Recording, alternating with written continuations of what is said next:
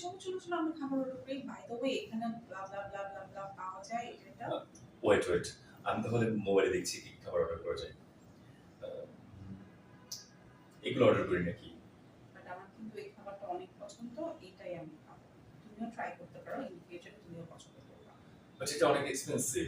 Baby যেখানে আমি আছি তুমি এটা নিয়ে চিন্তা করার কি সমস্যা বলো তো? প্লিজ তুমি খাবার অর্ডার করো। কেন বোঝো না?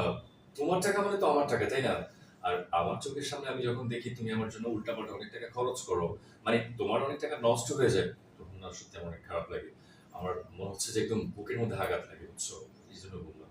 বেবি আমি তোমাকে অনেক লাভ করি। আমি চাই আমার বেবিটা সবসময় ভালো থাকুক।